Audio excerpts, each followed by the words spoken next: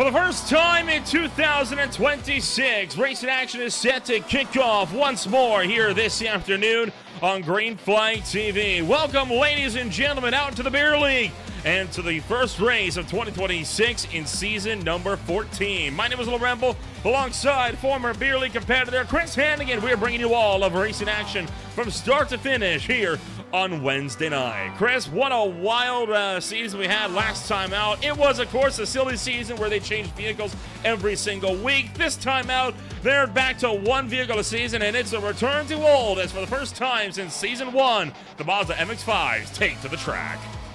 Yeah, the MX-5 is back. It's great to see it in action. The original OG Beer League car is back on the track, and it makes me so happy to see it, Nolan. You know, this is a classic car, classic track combination. I went back and looked. We actually have never run the GP circuit for an official event in the Beer League. It's always been the Chicane or Classic or West Bend. So old car, old track, new layout, maybe a new winner, new champion this season. Great to be back. Great to be back and be a part of it. It is, of course, a stellar racetrack, right? And an iconic hard track combo, right? This is effectively one of the quintessential rookie combos, right? It's one of the first places you'll learn how to drive a car in iRacing. MX-5s, Line Rock Park, or Summit Point, those tend to be the first two proving grounds for any road racer. So for many competitors here this afternoon, they are returning to their roots here this afternoon as we are in the middle of our 20-minute qualifying session. And boy, what an afternoon it has been so far, and I have a feeling that we are in for an absolutely stellar ride here this afternoon. The MX-5s are proof in both the real world and in the sim that you do not need a car that goes fast to have entertaining racing, as these cars can be some of the most thrilling, they can put on some of those thrilling races you can ever see here on the iRacing service. Yeah, they're an absolute blast to drive. I mean, there's no real downforce to speak of. You slide them all four wheels around the track to go fast. You can just go too fast, overheat the tires, and you know the fun thing about it as well is you can lean on the other cars. I mean, these are cars they're meant to be pushed. They're meant to be kind of pushed alongside as well, and it makes for great racing. You got a lot of cars on track tonight. It's going to be an exciting event, and like you said, I mean, with Miata's at Lime Rock. I mean, it's where all the iRacers cut their teeth. It's the track that's been almost like the longest in the service. So everyone knows this place. Everyone knows how to get around it. And let's go for a lap with Ronenberg here. Ronenberg, of course, coming in here as the defending champion, coming off of a thriller at Virginia International Raceway just a couple months ago, was able to walk out of that one with the championship by just 6 points over Henry Morris. And you see him working through turn number 2 there, and that turn two, the 2 corners ago, right, the left-hander, that is one of the sole left-handers that this racetrack has. And then, of course, hard on the brakes into this snaking S of a chicane, hopping up and over the sausage curbs. Unlike in G2 Machinery, you can really abuse those sausage curbs here at the MX-5s, but those slowdown pedals will reach out and grab you in the main event. Yeah, it's really the GP layout here. You got to use that top chicane over the top of the hill, which is honestly a lot of blast without the chicane. But you know, this layout is great for racing. The left-hand turn 3, it's actually called the left-hander. I love that. But yeah, it's really one of the only left-hand turns on the track. It's so pivotal for a good lap time. As Ronenberg sets the time here, I don't see him on the. Oh, there he is, 14th on the board. So he's got a good lap in the bank there. Great track though, but yeah, that left-hander sets up great for the right-hander, which is turn 4, which was coming up to now, down that long back straightaway. It's going to be a great lap. Well, let's take a run down and kind of talk about some of the new faces coming into this one, right? We've got about 5.5 minutes left on qualifying. Carl Burns, one of the drivers making his Beer League debut here this afternoon, right now sitting second place on the boards here this afternoon. And back in 5th, Ethan Hamlet, also one of the contenders making their Beer League debut here this afternoon. Then you have this driver back here, Conrad Pietko, who has been drafted into the Flying Donut Motorsports crew for season number 14 here on this one. And here's one, Alexander Bueller, of course, back for more. No surprise on this one. We've seen Bueller be out here time and time again, and could be looking to put together a pretty good show here this afternoon. So for the most part, a lot of drivers that we expect to see here having good runs, but you got 2 of them that are new to the grid, and both of them inside the top 10, which does mean that we could have some new blood here making some waves early on. Man, let me tell you a little bit about Carl here. Carl and I actually ran the Major 24 Le Mans race a few years ago in the GT cars, and we won the race. It was three of us in that team. So I know he's quick. I know he's consistent. It's really cool to see him in the beer league. And yeah, P2 on his first time out. The dude's quick. He's going to be a force to be reckoned with, I think, all season. Time to beat for pole position is a 59.141. Right now, his best time, we're talking 300ths off the mark with a 175. Comes out of that final corner there on his way down to Big Bend, and Carl Burns this time not going to get there. Still off the mark by about a second that time through, but this car's got pace, and he's been punching within the 1 minute bracket. Very, very consistent on that line. Well, that line's not going to get you any pole positions, though. Yeah, a little too hot in turn one there. Might have got the tires a little bit warm. You know, the interesting thing about Lime Rock here, Nolan, is there's not really many braking zones. So there's not a lot of lap time to really get. I mean, you're on the throttle most of the lap around the track. You've got going into turn ones, you know, the big braking point, going into the chicane at the uphill. That's where you find lap time. So what I think you're going to see here is a lot of these drivers are going to have, you know, there's not going to be very spread apart on your qualifying times, and in finding that last 10th or 100th even in this case is going to be very difficult. I mean, heck, look at second through fourth, right? They are separated by just 0.003 of a second right now. The top five separated by only half a tenth. The qualifying margins in these MX-5s is always extremely tight. Hell, you got the top 29 within 1 second of each other. I struggle to name any other car in iRacing where you could have something like that, at least in the closed road category. You could get that in Formula Vs. You know, so where do you find lap time? I mean, you just go a little deeper in the turn one, you go a little deeper into the chicane. You saw Carl do it there, went wide in turn one a few laps ago. But, you know, the other strategy here is these guys are all part of teams. You know, new paint schemes on these cars. Get a little bit of a toe down one of the straightaways. That does work in these cars. It can get you an extra 10th or so, which might be exactly what you need to go up 4 or 5, maybe 10 spots on the order at this point.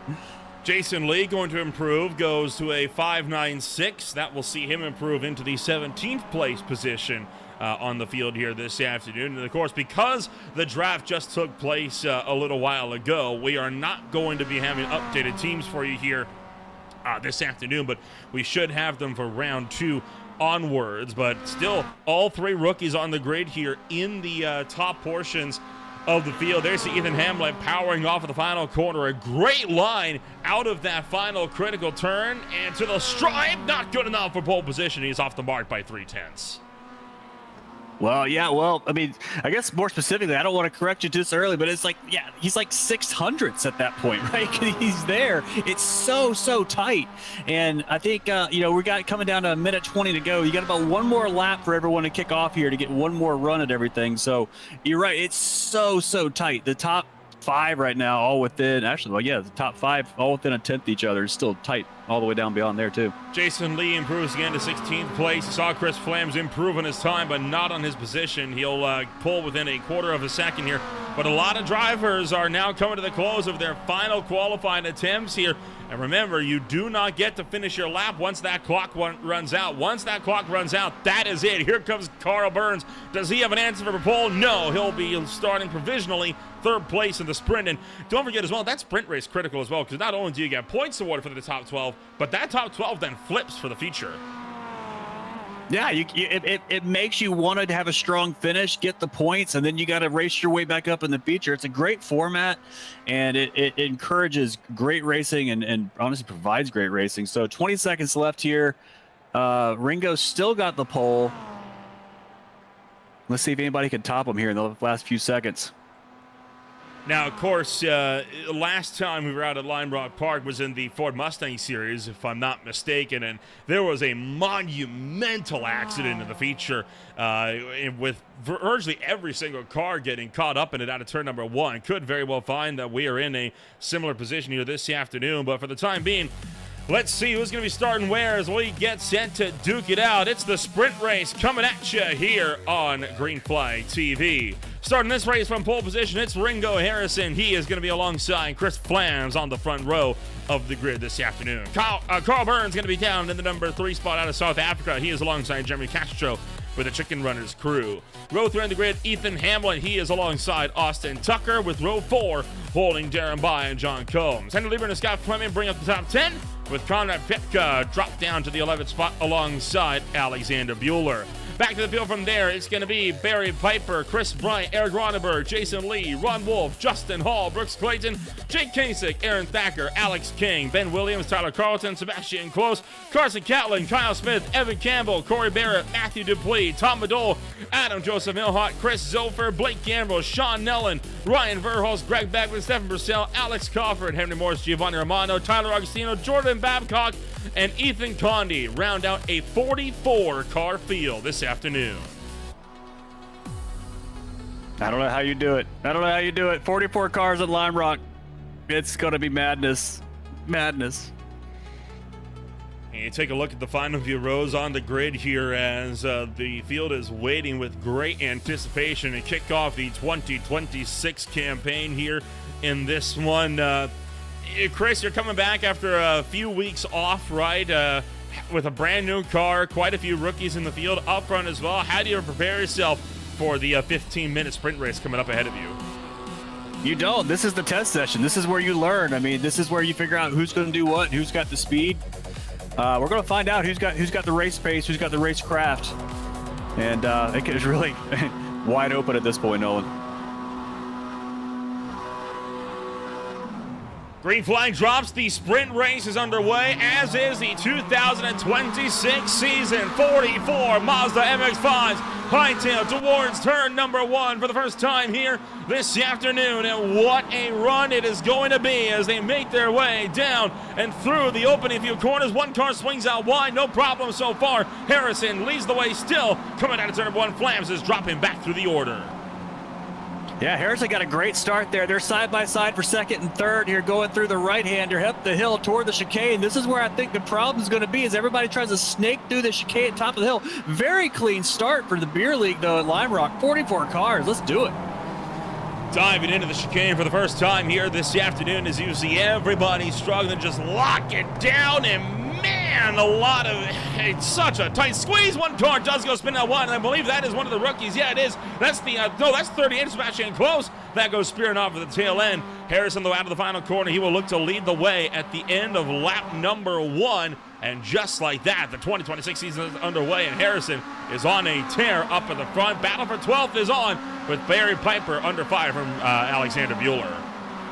Man, is this the beer league? Did they just all survive lap 1 at Lime Rock? Except one car spinning around. Unbelievable. Absolutely unbelievable. You got to remember, Nolan, these guys are drinking at the same time. They get points for how much alcohol they consume while they're doing this. So we'll see if that continues when they get to the sprint, or to the to the feature race. But yeah, great racing here mid-pack, side by side through the middle section here at Lime Rock. It's not easy to do. Got a little bit of the curve there. Everybody survives. Up the hill we go.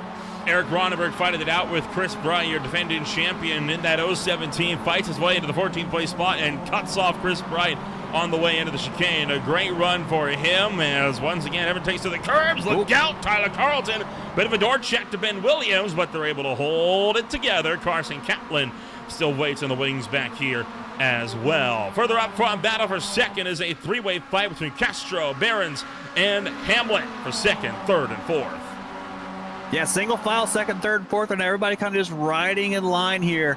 I mean, really, you got 2 overtaking spots here at this track, right? You could dive into turn 1. You could dive into the chicane at the top of the hill. Of course, you could try it anywhere else you want. Sometimes people shoot it up here at the inside of turn number 3 right here. But really, it makes sense just to stay in the slipstream. You know, Ringo's not really running away at the moment, so they're getting a little bit of toe off him. Stay in line, tick off the laps. You got about 12 minutes left and get to the end.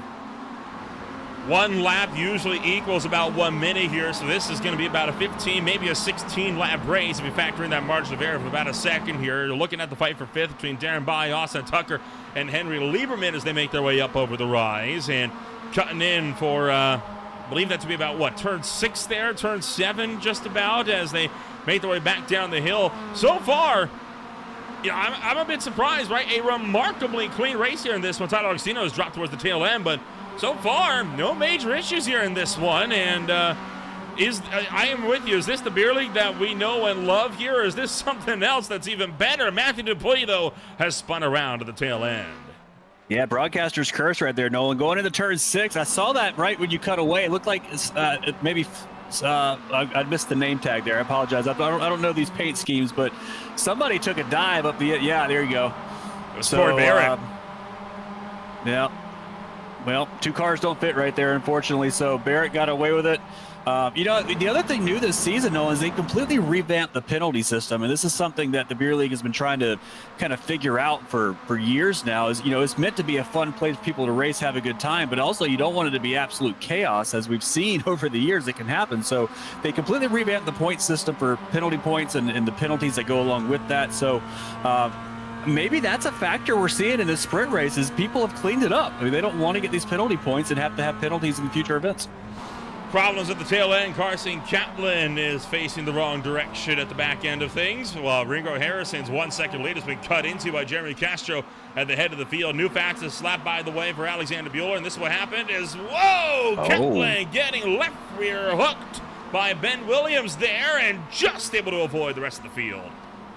No kidding. Yeah, they both kind of just meandered into each other right there. That was setting up for the next corner. Kind of a racing incident there, it looked like, but yeah, unfortunately for Carson, it meant he was pointing the wrong way. Now he's at the back of the train here.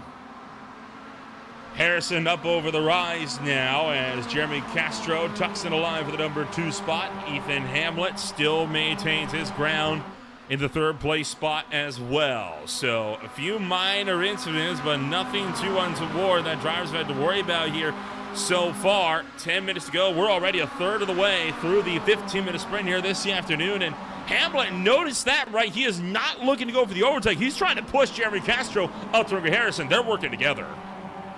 Yeah, Ethan was definitely, I'd say he was all over the back of Castro down the front straightaway there. But yeah, I think they're just kind of all staying in line, just clicking off the laps here. Car around. That is Justin Hall down to the tail end of this one, who has found himself going for a slide. So he's able to gather it up, though. And he will get himself up and rolling here as well. So tough break for Justin Hall. Finds himself towards the rear this one now, down to 33rd. But critically, I was about to say no damage, but of course there's no damage. They have the damage turned off in this series, so they always have no damage. But Tucker by Lieberman still under pressure for 5th through 7th here as well. Yeah, that's part of the beer league recipe. No damage on these cars. I mean, you can hit them pretty hard. They'll pop right back out. And it just leads to everyone to continue to race. Everyone wants to have a good time. This is, it's meant to be a fun place for people to come hang out and race, enjoy each other. And we don't want people to crash their car on lap 1 and not come back and race again. So that's what, cars reset, keep going. But yeah, if you get turned around painted the wrong direction, you will lose a lot of places, especially with 44 cars on the track. So I'm kind of curious here, right? Because even in a 44-car field, as well as I do, even in a non-beer league race, to have as clean of a run as we're having here is very much an abnormal fact on iRacing in general, right? You don't get these types of Spec M5 races and have them be this clean usually. Do you reckon this is more a fact of drivers that are just comfortable with the car and track combo because it's something that's familiar that they've been to before in the past? Or is it more a matter of this new penalty system is doing its job? It's a great question, and honestly, it's something we should probably talk to the drivers about throughout the season and see how it plays. I mean, right now, it's the first race. I mean, everyone's kind of just taking it easy. I mean, Ethan's not taking it easy on Castro down that front straightaway. He's pushing him down, but yeah, I don't know. I mean, I would argue the opposite, actually, Nolan. I think if it's a familiar car and a familiar track, typically you run it harder. You feel more comfortable, you push, and you take more chances. So I'm going to say it's either the penalty system or everyone's really just being mature in beer league. So and Williams, too much curve on that. Whoa, it nearly went upside down. Ben, the resident drifter of the group here, got all the wheels off the ground. Yeah, those curbs, they'll send you to space if you hit them wrong. And well, that's where it started. And then he corrected it into the next one and just basically hit it right in the center. Look at that. All 4 wheels up off the ground, spins it around, and keeps it off the wall. What a great save for the 187 there. Absolutely. Good-looking race car, too. I don't know who painted that. That's a good-looking race car. Great save. Good show for the fans. Save it for the feature. This is on board. Oh, boy. Look how fast he's turning that wheel. Just keeps it off the wall. Nicely done. And then Greg Nicely Beckman having this moment here as well. He got spun around in turn 1, courtesy of Corey Barrett, who caught that inside Armco. It's the second incident we've seen Barrett in the sprint race. Let's see here, going in the chicane. Oh, we're back to live now. Sorry. Yeah, Castro still running P2. Castro holding on strong here. 6 minutes to go. You see that Harrison, I mean, no one's really getting away from each other. And I'm curious if that's due to the slipstream or just the equalness of the cars or what, but very tight race, very competitive race, side by side down to turn 7 here. That can be sketchy. They made it. So great racing so far. These MX-5 is one of the very few cars in iRacing where you actually can go side by side through there. Harrison officially under fire for the lead of the sprint now as Jeremy Castro is having a time of it. Down the inside of Austin Tucker goes Henry Lieberman. He's able to punch one through. Meanwhile, Scott Fleming makes the pass on Chris Flams in the background here as well, with Alexander Bueller still waiting just in the wing. So a lot more aggression starting to be shown in some of these solo fights here throughout the race now that we are in the closing stages. And could this be helping Ringo Harrison retain that lead with 5 minutes to go? Yeah, exactly. I mean, I think we're starting to get to the business end of the sprint here. I mean, Ethan's done a great job of pushing Castro, and you see everybody else staying there with him. But at some point, I mean, do you make the lunge? Do you say, okay, third's great, second will be better, or do you push him all the way up there and let Castro take the shot at Harrison? He's not quite close enough yet, but I mean, Hamlet is definitely close enough to Castro. There he goes. Trying to make that drive to the inside, and Ethan Hamlet is done waiting. He's like, well, if you're not going to go for the move, I'll try to have a run. And then look at the send to the inside. Able to pick off Jeremy Castro for the second place spot. And now one car stands between himself and a sprint race win, and it's the one that has led every single lap so far up front. Yeah, Castro did a good job there, not losing more than one spot. Going around the outside of turn 1 is not a great place to be with this many cars in tight succession. Looks like Tucker just got past Lieberman back there in the back too. Saw that going through the right-hander in the background. So Tucker's, they're still side by side. Well, they were until they got to the middle of that chicane there. Then Austin Tucker was able to fight his way through. Now you got John Combs trying to put Darren By under fire. John Combs has been improving quite significantly since we last saw him out of the racetrack as well. And now Ringo Harrison continuing to make ground here on this one. Chris Zolfer has taken a toe to pit road. We'll get a look what happened there in a moment. Will we see the dive here into turn 1? No. Ringo Harrison is safe for now for the lead, but Carl Burns gets up to the back of his teammate Ethan Hamlet. Let's find out what happened to Zolfer here. Turn 1, a little hot. Just pulled it off. Yeah, he just decided he's going to drink another beer. Great battle up front here, by the way, Nolan. I mean, obviously, I think Hamlet's got Harrison's number here. Carl's there as well. Castro dropped down to 4th. So Castro's kind of been regulated down to the end of this lead pack. But I think Hamlet's got, here we go, coming out of the chicane side by side. That's his place to send it.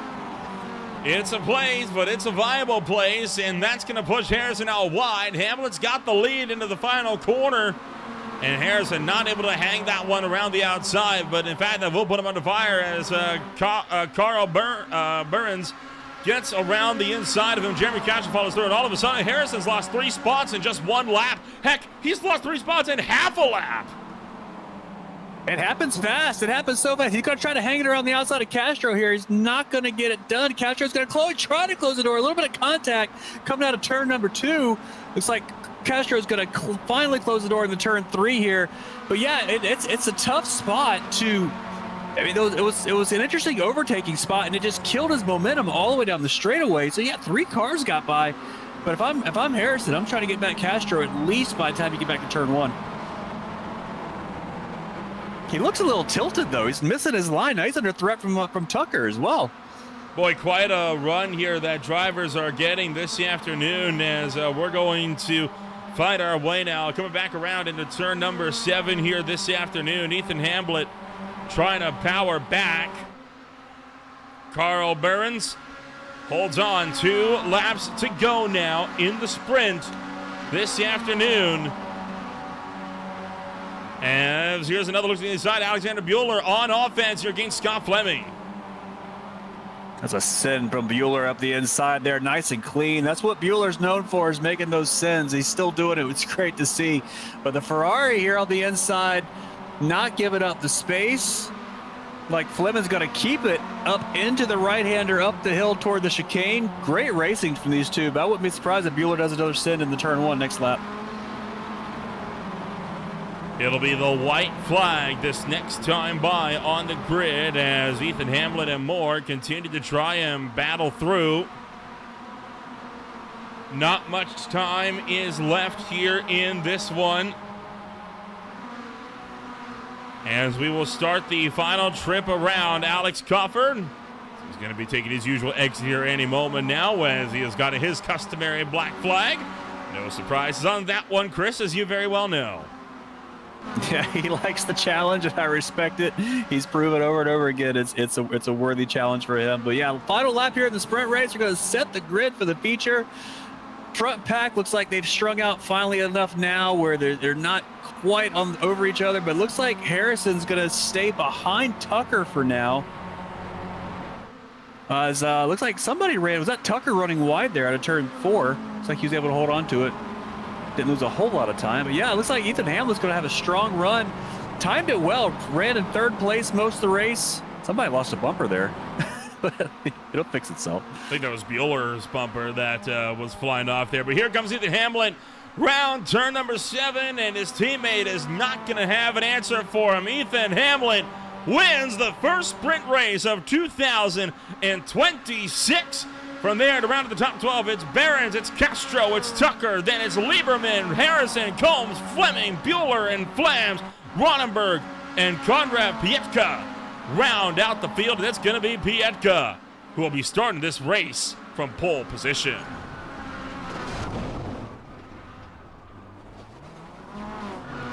And, of course, the usual post-race shenanigans. This is what beer league's all about. I love it. Cars bouncing back around. Is that a Sour Patch Kid car? I love that. Ironically, it's a Sour Patch Kids car on the Serial Team 6 livery, so I'm not sure what to make of that, quite frankly. Sour Patch Kids cereal sounds like one of the most cursed things that I've ever heard of in my life. I'd try it quick. You try it real fast. No, thank you. I might just try it. We'll see. Great race, honestly, Nolan. That, I mean, the sprint, 44 cars at Lime Rock and anything is difficult. That was a great showing from this roster. This is going to be a great season. I can tell already. Yes, sir. It absolutely was, and plenty of action still yet to come here in this one. Let's take a quick step back. Your top 10 up on screen. We'll be back in a moment with more on Green Flag TV. Stay with us.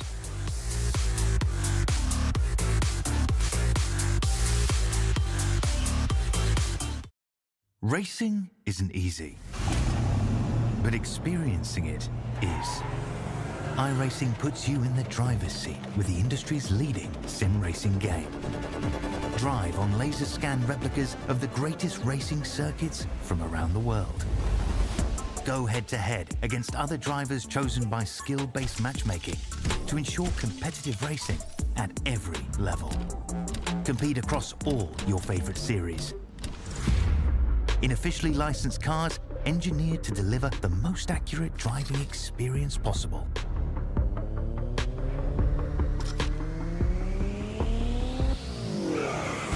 Join a race or host your own with players from across the globe. Race against the computer or in a league with friends. Feel the thrill behind the wheel. Visit iRacing.com.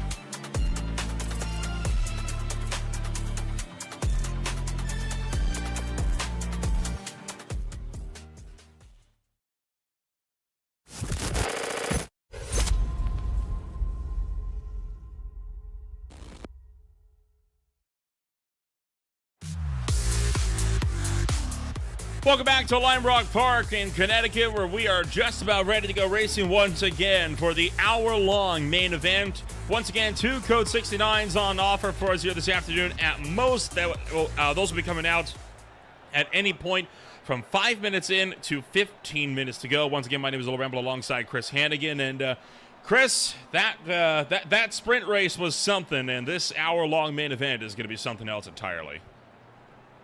I mean, it's the first race of the season. You got some new drivers out here. You got a new car, new team. It's really anything's possible at this point, and you never know. I mean, the first race of a season is always exciting, Nolan. You never know what you're going to get into. You never know kind of how it's going to, is it going to go the way you expect? Is it going to go the way you don't expect? Like, who's going to be pushing you? What group of drivers are you going to find yourself with week after week? I mean, that's the way that leagues work. You race the same people every week. If you're not running up front, who you're running with, you kind of learn what they do. You learn how they race. You learn how aggressive you can be with them. But I'll tell you what, I mean, this is obviously, I've said it before, it's a great car. It's a great track. It's a great place to get started. And I am truly genuinely impressed with the cleanliness of that sprint race. So I'm looking forward to this feature. I think we all are, right? That sprint race was fantastic, and the main event here is getting set to be just as entertaining in the next few moments here. So we'll take a rundown of who's going to be starting where when we go racing for the next hour, and we'll take you through your 44-car starting grid. Starting this one from pole position, it is going to be the likes of Konrad Pietka, who finished 12th place in the sprint race, coming home number 1. He's alongside defending champion Eric Ronenberg. Row 2 in the grid holds Chris Flams alongside Alexander Bueller, with row 3 bringing it up for Scott Fleming and John Combs. From there, row number 4 holding Ringo Harrison and Henry Lieberman, with row 5 holding the likes of Austin Tucker alongside Jeremy Castro. Carl Behrens and sprint race winner Ethan Hamlet bring it up 11th and 12th. And from there down to the field, Jason Lee, Darren By, Chris Bright, Barry Piper, Henry Morris, Jake Kasich, Brooks Clayton, Aaron Thacker, Tyler Carlton, Alex King, Tom Medol, Evan Campbell, Kyle Smith, Adam Joseph Milhot, Justin Hall, Sebastian Close, Tyler Augustino, Ryan Verhulst, Stephen Purcell, Matthew Dupuis, Ben Williams, Sean Nellen, Troy Bear, Greg Beckman, Carson Kaplan, Blake Gambrill, Giovanni Romano, Rob Wolf, Alex Coffer, Chris Zofer, Jordan Babcock, and Ethan Condi round out the 44. So many beautiful race cars, but I got to give the tip of the cap to Brooks Clayton for his awesome helmet. That was by far the coolest helmet I've seen in the lineup. I saw it in the sprint race. I just saw it again. It's great. This is exciting. New cars, new paint schemes, all of it. I can't wait. Chris, a dangerous question I'm about to ask you here, but do you have a favorite to win this one? It is a dangerous question. I knew you were going to ask me that, so I was actually thinking about it. And my pick going in was Ronenberg. I know Ronenberg is strong in Miata. He's strong at Lime Rock. But I tell you what, Ethan Hamlet that was a strong sprint showing. So we'll see. I mean, honestly, it's going to be survival. Make it to the Code 69, get reset, and then run it to the end. We now wait for the final seconds here to take away before this race gets underway. I'm a bit worried about Eric Ronenberg's chance on being able to go for a title defense, at least based on his opening sprint race performance. Was not having quite a good run, but we'll see how he manages to handle himself here as this field goes rolling here this afternoon. And, well, this is it. It's time to go, go, go, and the 2026 season is back underway as the field takes off down towards turn numbers 1 here this afternoon. Konrad Pietka leads the way down into turn number 1, and looks like Aaron Ronenberg will not be able to hold that one around the long way, so coming on through.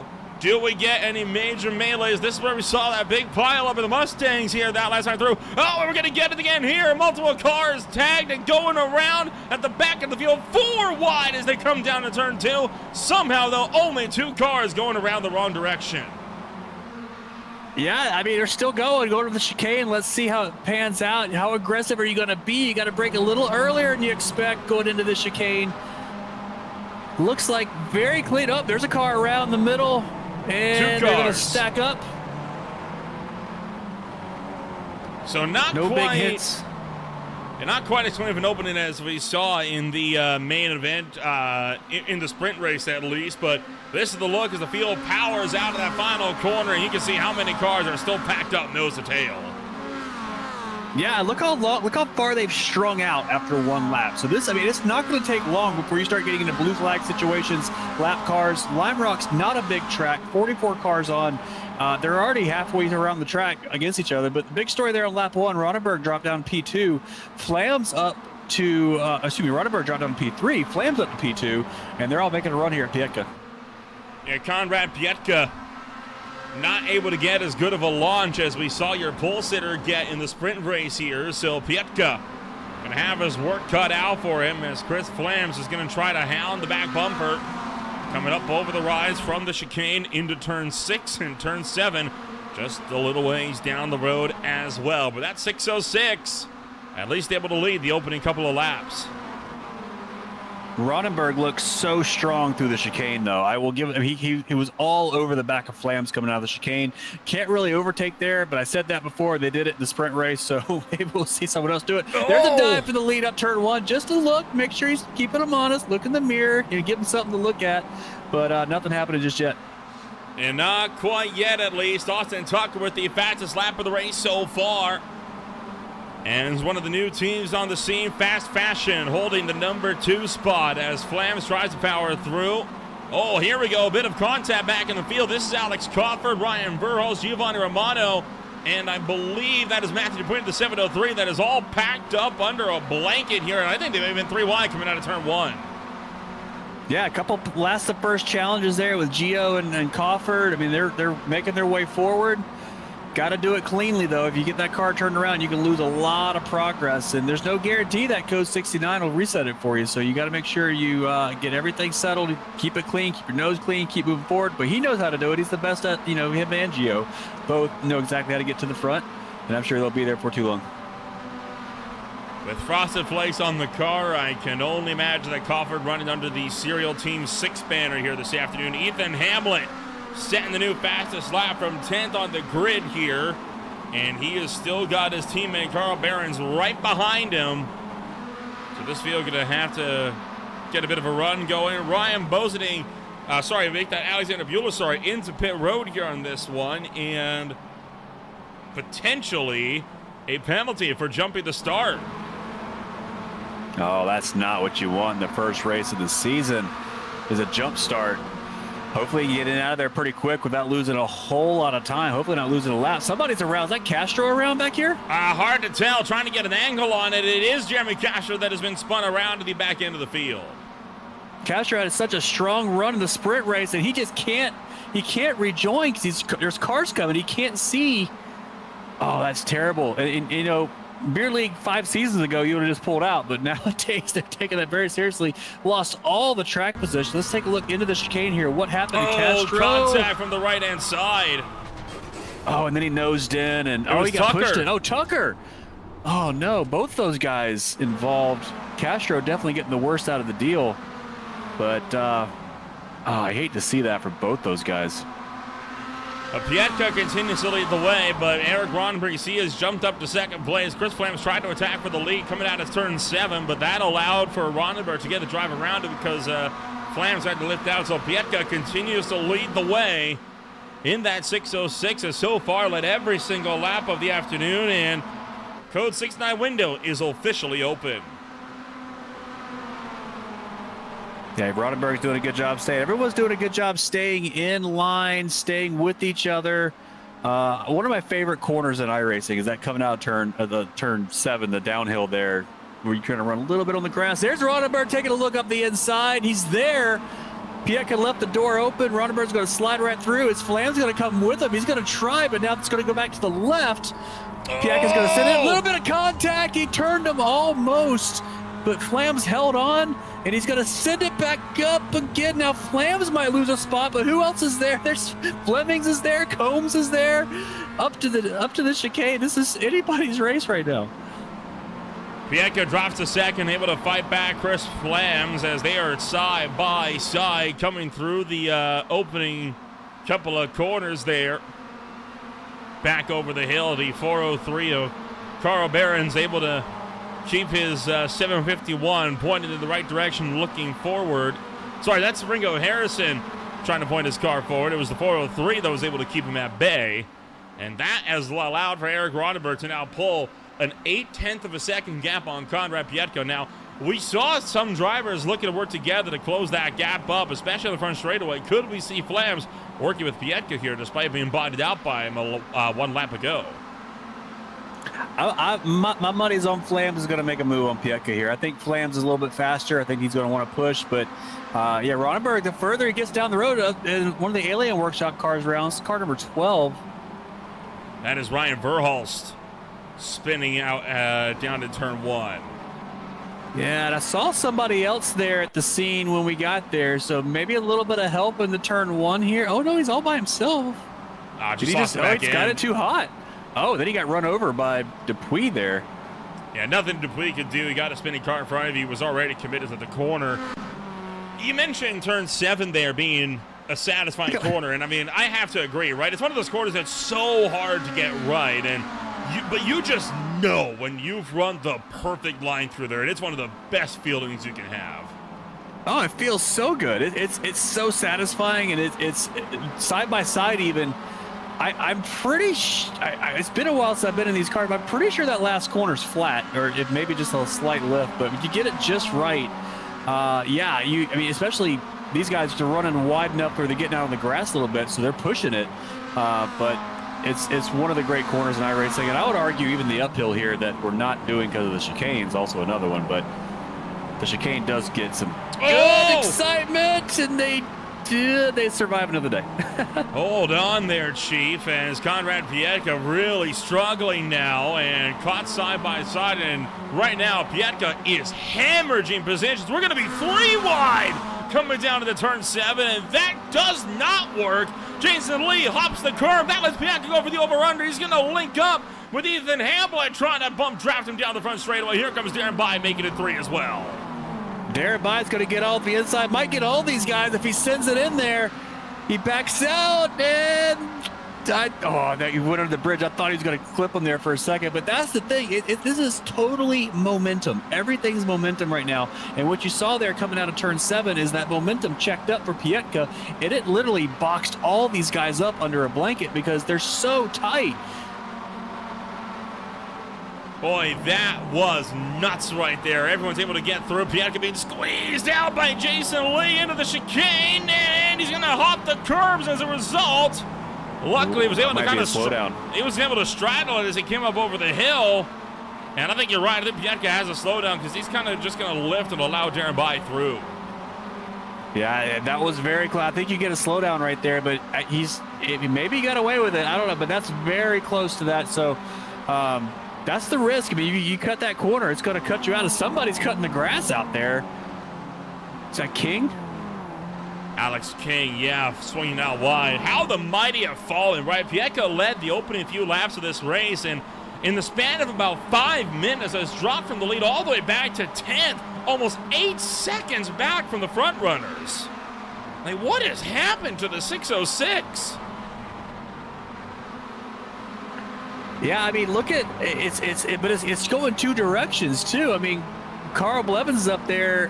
He's up to 7th. I mean, what happened to Hamlet? Because Hamlet was on the back of Carl there for a while. Now Hamlet's dropped down to P11. So we may have missed an incident there, as he's actually looks like he's off the road again here. He's losing more spots. That's Shane Kasich dropping through the order now. And you see Alex Coffin there and Thacker right in the mix. Oh, no! And Chris Bright and Alex King are both spun around just in front of these guys. They're both going to pull it onto the racetrack. No harm, no foul, but a bit of a close call there for a few different drivers having a spin out of turn 6. Interesting spot at the racetrack, too. Maybe both going into turn 6 where they... Oh. King ran him over. No ifs or buts about it. Straight up ran him over. Yeah, that's... Okay, so... good thing they both kept going the right direction, so they'll recover. But interesting incident there. But back up front, look at this. Ronenberg's now no longer out on his own. Flams, Combs, Fleming, all right there, and a few other cars. And this is now a battle for the lead here, Nolan. And a fight for the lead. That bar of pit stops will be going on for the foreseeable future here in this one. As Ronneberg tracks out to the outside. Chris Flams hot in pursuit. Closing. Does he brave a look? No, he's going to lift a bit early. And I like this, right? He's playing it smart. You got almost a full hour to make that move. No point in having that kind of a dive bomb this early in the race. You're not even a quarter of the way in. No, but it's confirming too. I mean, the slipstream is very strong on these cars. Lead car is going to be, putting a hole in the air for everybody at this point. So that's why you got these packs of cars. But yeah, so Flams, it's one thing to not try to pass the leader. It's a whole nother thing to be in third and not pass second place when he does that, right? So all these guys are either in the voice chat, just talking to each other, telling each other to stay in line, to be careful. But yeah, that little lift at the end of the straightaway, by the time you get down to 5th place in that line, that is almost a brake check. So everyone's being really smart, being really patient, taking their time.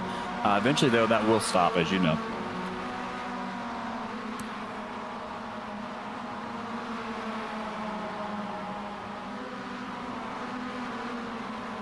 Well, so far, this pack has shown its mettle here in this one. A couple of cars have gone around. We'll get a look first what happened to Carson Catlin and then Blake Gambrill a few seconds later. Oh, there goes Catlin. He was out wide. He's going to clobber the wall. Spears across the track and hard into the Armco on the left-hand side of the racetrack. I think that's the right-hand side. That might be the most violent Lime Rock crash I've ever seen. I've seen my fair share. This is Blake Gambrill's spin again. And this one, he just lost the back end. That's a much more tame incident, but this is once again the huge hit that Carson Catlin took, and he's going to just swing wide coming off of turn 7, and that's all she wrote. Yeah, never lifted, just kept it booted right into one wall, all the way across to the other wall. Carson getting his money worth out there. Let the car repair and drive on and live another day, but good golly. And then this was Sean Nolan now. This was about a second ago. Too much curb on both sides. And probably had to slow down to serve as he got hit from behind, lifting out of the throttle. Yeah, he got a little help on that one, but man, I mean, these are line roll. Wow. Okay. Jeez, guys. Just throw it in there. Don't worry. And that's Pietko, I think, driving a little bit angry at this one. He's getting frustrated and losing all of this time. Well, that's exactly it. You drive angry. You get tilted. You're watching the bleed just continue to bleed, and you start getting defensive, which means you're off your line. You're running slower lap times, and we talked about momentum here. You lose that momentum, and you lose 3 more spots, and it just gets worse and worse. But you got to cut the bleeding at some point and just settle back into your rhythm. Talk yourself out. Change the temperature in your own head a little bit, and eventually you'll find your spot. You'll recover. Looks like he's, I say that. Here comes Giovanni Romano to the inside. A squeeze, a pinch. And with the speed shot coming off of 7 there, you saw almost running into the grass. 3 wide, coming back down into turn 1. Always risky. Pietko with a momentary flash out, and has connection problems because there he goes. He's back in the frame. Oh, that's scary. That's a bad time to blink out and back, but he did. Yeah. So yeah, Gio's working his way up to P11 now. Coffer's up to P16. So these guys working their way forward. I honestly am impressed that Gio's all the way up to 11th. 10 minutes into this race, and he's only 11 seconds off the lead. So unbelievable. Up over the hill at the back end of the track before cutting back in. And you still see as well Giovanni Romano just a little up the road trying to apply pressure to Darren By through turn 7 Look at now. The speed. He's got a huge run of steam coming out of turn number 7. And whoa, a huge block behind. Crawford's forcing the 14 car into the grass. And he's turned. Spins hard into the wall. A violent crash in the middle of the pit straight as Crawford slams into the pit exit. Those Crawford and Henry Morse, Crawford just didn't want to give him the spot. Morse didn't want to lift. And unfortunately for Crawford, he got pitted right into the pit wall. Oh, my Look goodness. at this. So Morse goes for a dive. He's already off the road. Crawford's running straight, and then when Morse rejoins, it just sends Crawford off to the paddock. Unbelievable. Could not have asked for more perfect angle on that one. This is on board with Morris, and I mean, Morris is there. I don't know what Crawford thinks Morris is going to do with that.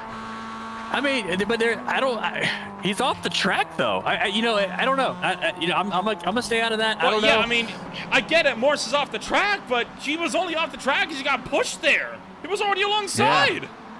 Yeah. Man, it's tough. That's going to be one that's going to be talked about later, guaranteed.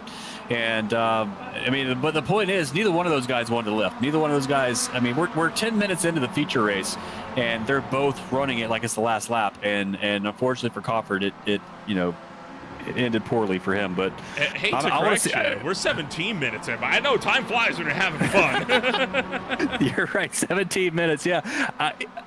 We're going to hear about that one later. That's going to set the tone for us this season. The drama is starting already. Are we surprised? I'm certainly not. Oh, boy, this is Evan Campbell getting tangled up with Tyler Carlton. Coming down to turn 7, a bit of a moment, and then Purcell got tagged up with that as well. Goodness gracious. I might have to see that like 2 more times to understand what happened there. There were cars going all kinds of different directions. Ronenberg continues to lead the way. Flams, Combs, Fleming, Lieberman, the only drivers now in what was once about a 12-way fight for the lead of the race. Well, you still got drivers behind that are fighting it out, right? But it's just been one after another. Contenders have been dropping out. Right behind them, Jake Kasich and Darren Bai scrapping it out for spots as well. Yeah, good battles all the way around the racetrack. Again, a product of the car, product of the track. Lime Rock's always fantastic no matter really what you run here. Whoa, is that Tucker back there? I think I saw cutting off to the left side. Or I guess his right, my left. And there goes the 67 of Lieberman to the inside. Picks off Chris Flams. That's going to kind of break up the leading group here for just a little bit. Chris Bright with a slowdown to serve, and he's going to drop several positions in his battle pack for 19th through 24th. And then Pietka now falling all the way to 15th. And man, I understand the frustration, Ryan, but at this point, you got to wonder if Pietka's over-aggressive driving he's doing it to himself because he's losing more time than he's gaining trying to make the spots back.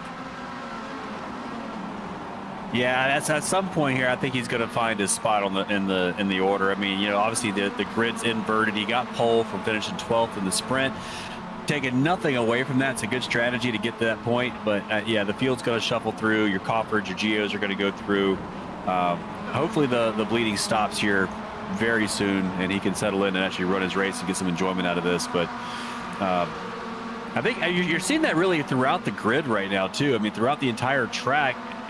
There's a few battles here and there now, but everyone's starting to settle down, start clicking off some laps. Still got 40 minutes to go here.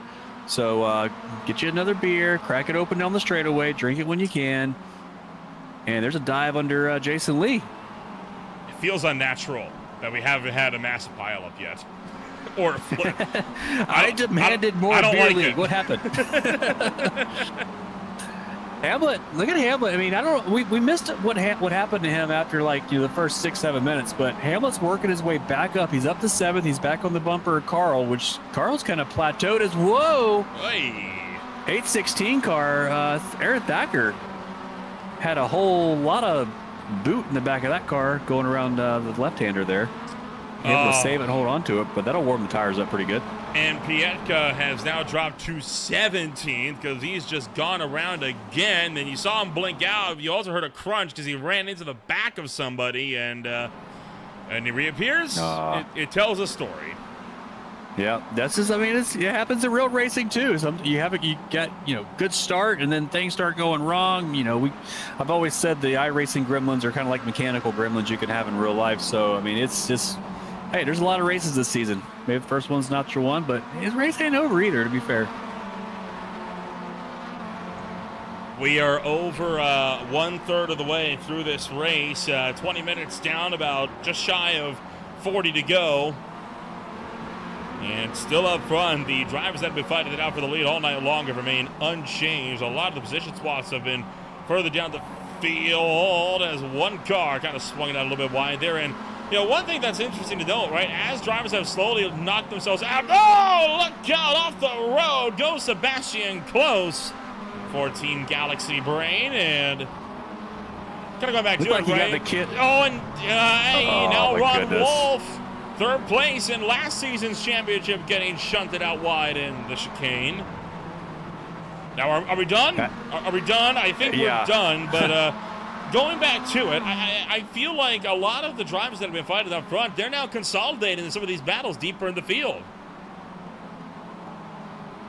Yeah, it's really it's all throughout. I mean, and you can see it. There's everyone's settling down, to be fair, but yeah, there's you got to find where you run on this grid. I mean, you really don't know where you stack up until the feature race. You know, it's kind of like F1 qualifying. F1 qualifying in real life for the first race determines where everybody's actually at. Now you're finding out. You're finding out where you are in this grid. You know, incidents aside, but look at the way they hop those curves. I get anxious just looking at that. Like somebody's going to shoot off and go on two wheels, but back up front, look. I mean, they're still just running single file. They're starting to pull away from Flams as he got pushed back there. But yeah, a little nudge in the turn one. So Nolan, it's been a minute. Can you remind me how the Code 69 process works? Is it like, and they're still got reduced fuel cells, right? They have to pit. Oh yes, pit stops are a necessity still within these race cars. But the way Code 69 works, if one gets called and it is random, then they will be allowed to race back to the line. Pit road remains open throughout all of this, so you can actually pit coming to the line as well. Then they give cars that are lapped down one lap back. From there, once this car is at the tail of the field, they will be allowed to go double file, unless it's random, in which case it is single file. And then it is leader's discretion from there once the bot gives them the direction at when they decide to go back to green flag racing. So that's a bit of a quick crash course in how the Code 69s work. They are allowed to race back to the line before slowing down to 69 miles an hour or 69 kilometers an hour, depending on the race car. I know for some it's been kilometers, some it's been miles. It depends on the car, right? Because, I mean, you get a car to the Formula V, 69 miles an hour, well, that's borderline race pace for them.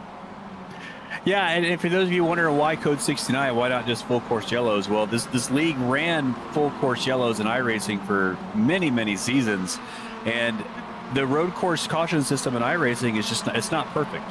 It has some bugs, it has some gremlins, and it would cause issues in races. People get bogus black flags, things like that, right? So isn't that why they went to the 69s? Yeah.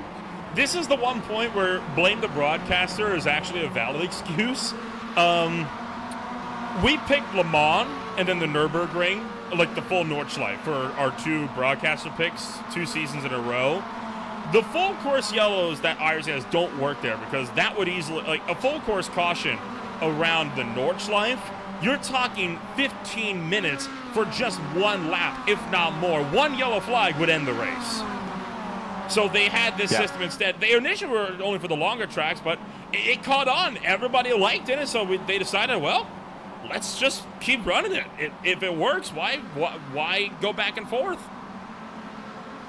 Yeah, a lot of really smart guys in this league, developers working through.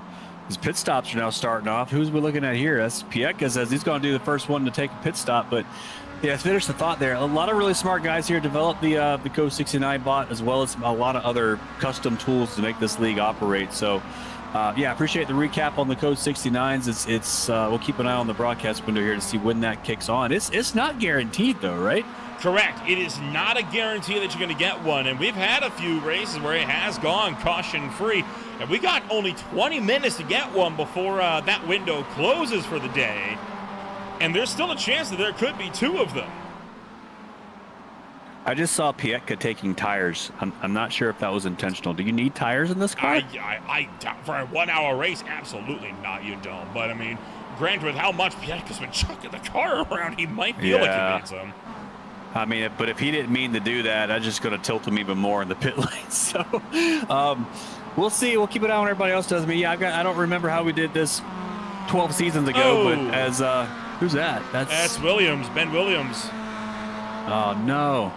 Did he get the curbs again in the chicane? We saw that in the sprint race from him, all by himself. Yes, sir. That's exactly what happened. Oh, it's the same thing almost. Wow. Hate to see it. Fox Sports level of camera choice there on that one. Meanwhile, back up front, Aaron Ronenberg continues to click off laps. I need to go back and look at where, how the points work again. I know it's evolved over the seasons, but they used to get points for like laps led and things like that as well. So, but you see now he's actually in lap traffic now. He's getting some slipstream off of lap traffic. Purcell has just towed. The leader just took out a lap car. Leader's just been turned. We'll look at that in a second. This is Purcell going out wide and just calling it quits. Yeah, that seems like a spilled beer or something right there. Then a few seconds ago, in turn 1, Ronenberg clipped Evan Campbell. What happened there? I think look at Lieberman just slide through and he take the lead. I think Ronenberg was just expecting for Campbell to move out of the way for the blue flag, and he didn't. Well, let's restack the order. I mean, thankfully nobody got turned around, and it looks like most of the leaders actually kind of stayed where they were, except Lieberman just found the gap and hit the gas, man. He's up there in the lead. Ronenberg's now second, so all right. So if you're Eric Ronenberg, you've led pretty much every lap this race. You are now in second after a lap car incident. That's a bit of a pinch behind for Campbell again. Courtesy of Chris Flams that time. Campbell is being bullied here by the lead lap cars. Really is. But yeah, so are you Ronenberg? Do you run in second now, or do you go back for the lead? I think you're running second. Save a bit of extra fuel here like the other guys have been doing, trying to just run behind you this whole time. Yeah, I think it's a smart play. I really do. I think he's getting there, especially if everyone else is saving fuel by lifting off the gas. Yeah, why not? Save a few extra tenths of a lap here. And everybody's taking tires. I may have misspoke. I really don't know. But everybody's hooked up on the jacks, so maybe tires are the play here. I don't think you would need to take tires. At least I wouldn't assume so, unless, again, they kind of are aware of something that we don't, or maybe it's a case of, it takes so long to fuel the car that you may as well take tires because you're not losing any time with it. Yeah, very possible. We've seen that over the few seasons as well. You get free tires just by sitting there and getting fuel, so why not? Another series, I mean, back when we ran the TCRs 10 seasons ago, you would never take tires there because the tires were always so cold for the first 5 minutes. You could end up losing lap time. Yeah. So I wonder how maybe something we talk with the drivers about throughout the season and kind of the strategy on pits, tires, things like that. But yeah, I mean, we're more than halfway through this race now. No code 69s yet. Pit stops are open. Vast majority of cars have not pitted yet, so that's telling me it's definitely a one stop. And do you stretch it out waiting for the code 69? Is that the play, or do you pit early and they get those positions back when everyone else pits under the code 69? I think you just stretch it out. Because remember, you can pit coming to the code 69, which means that if you pit here, you're not at a guarantee to gain those spots back, because you would effectively be coming in fighting against green flag pit stops. I think you wait and just come down when the code 69 is about to come out. That seems like the obvious one for me. Yep, that sounds good to me too. I was never good at pit strategy, so I defer to you, my crew chief. You tell me when to pit, I come in and pit, and we get fresh boots on the car and some fresh fuel, and we are ready to go to the end of the race. I tell you what, I used to always really like the last pit stop. You say, okay, there's no more shenanigans. You got fuel to get to the end. But the other thing here to consider is if fuel does take that long to bring in, of course, the longer you run, the less fuel you have to put in the car. So you could save a significant amount of time on pit lane just by putting less fuel in the car, but of course you don't want to under-fuel it, and then you can't get to the end, or you got to save like mad. So got a lot to learn this season. Calling me a crew chief, your crew chief is a dangerous decision. I strongly advise against it. It couldn't be any worse if I did when I was driving the car. My math has been very much impeached before, so... All right, more pit stops in. Starting to see more cars come through. I tell you what I used to do. I used to always just watch what Coffer did. I tried to copy him because he seemed like he was always there. So, all right, one of the first leaders in, Carl Barrett's in the pit lane. Look how long these pit stops are. Now, he is not taking tires. You see that? The car is not going up on the jack. So yeah, which does tell you that it is faster to take tires than it is to take the fuel here, because Morse did take tires, but he's still sitting in his box for a long time. Yeah, so it is some strategy here about what to do between everything. So again, remember, these drivers are trying to figure all that out. They're working the black boxes in the car, trying to set up the tires, the fuel, how much fuel you need to get to the end. Some of these guys got bots that tell them that kind of stuff, and they're drinking and they're racing, and they're all in a 44-person voice chat at the same time. More leaders in. Ronenberg's in, Flam's in, Romano's in. That's another car you want to watch. When is Romano pit? The Fuel Whisperer. Romano has taken several wins in his beer league career off of fuel strategy.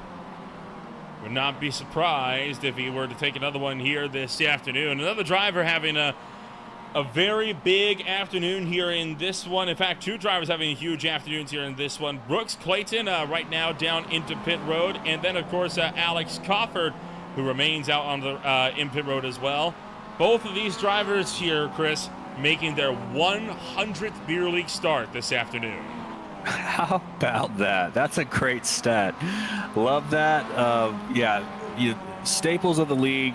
A lot of these guys have been here for forever and ever, and it's great. They really enjoy the league, obviously having a great time here. I did see, by the way, whoever painted that car with Tony the Tiger's mouth, like, on the grill, I think is so cool. But yeah, I saw Cofford and Gio both take tires, so I don't know what the play here is, but obviously to your point, Nolan, tires are free at this point if everyone's taking them. They're guaranteed nobody's losing time for fresh tires. 30 minutes.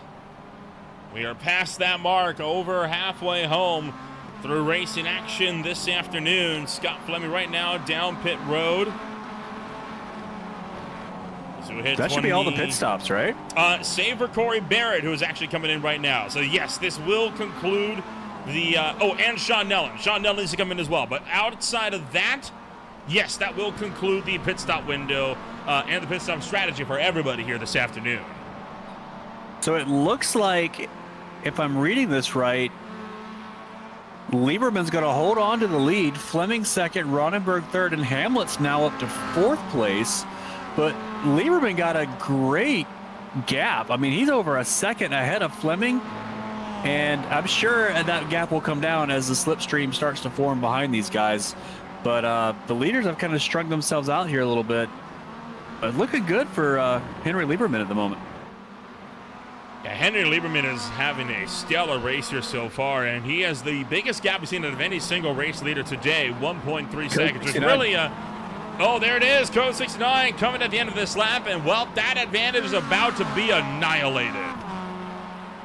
Yeah, there it is. So they're racing back to the line right now. When the leader gets to the line, they're going to slow down to 69 miles an hour. But the code 69 is out, so we will get a restack, and all those lap cars should come back around. And that definitely confirms that, I guess that's no more pit stops. So now where are our people that we're watching? So like Cofford's up to 15th, Giovanni's up to 7th at this point, Ronenberg's 3rd, Hamlet's 4th. Yeah, that's going to bring everybody together, and with probably 20 minutes to go to kind of run to the end, it's going to be a solid finish here, I think, Nolan. Oh, the field so far continuing to have it, so it's a good effort. And you can already see drivers like Ryan Verhulst is going to be getting those wave arounds to get those laps back. So drivers are going to hug the right-hand side of the racetrack. But this changes the complexion of this race quite significantly here, Chris, because all of a sudden, not looking like it's going to be so secure here at the end of this one. Yeah, it definitely... I mean, you know, we kind of expect it's going to happen at some point, but there was some concern there for a little bit that we weren't going to get one. But now that definitely locks everybody back in. I think the big storylines out of what's happening now is, to me, it brings Cofford back into the race. So now he is back up with the leaders. If he can make it through the first few laps cleanly, he'll be on this lead pack here in no time. Giovanni's up there as well. Henry Morse up there. A lot of familiar names in the top 15, really, but That's who I'm going to be watching. I'm going to be watching Gio. I'm going to be watching Crawford. I'm going to be watching Morse. And this brings all of them back into the race. It also restacks value. You said they do double file sometimes, single file everywhere else, or double file for most, actually. Single file only Okay. if the track is like too unsafe to allow it, or if it's too wet, or the car is too fast. One of the three. Gotcha. All of this with still plenty of action yet to come here on Green Flag TV as well. When we return to racing action here on the channel, it is going to be, of course, on Friday afternoon with the Zero Torque Racing League swinging out for the second round of playoff action at the Nashville Super Speedway, the SRA Truck Series, with their first race of the season at Daytona. They will be joined by Aspire and Mars next week alongside Ole Miss Sorrell at Bristol Motor Speedway for a triple header on Tuesday. The High Tide Racing League kicks off at Dover once again on Monday afternoon here this afternoon. So we are about 24 minutes away from the end of this one, and this race is going to show a lot of aggression from here to the end. We'll jump back for a quick second. We'll be back with more in a moment on Green Flag TV. Stay with us.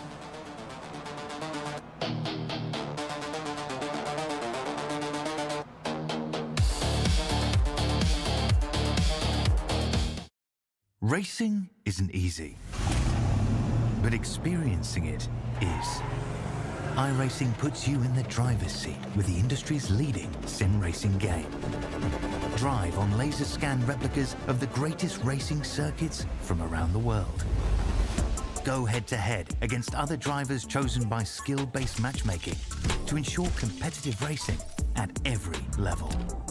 Compete across all your favorite series in officially licensed cars engineered to deliver the most accurate driving experience possible.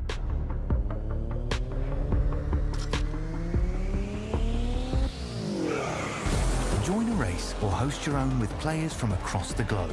Race against the computer or in a league with friends. Feel the thrill behind the wheel. Visit iRacing.com.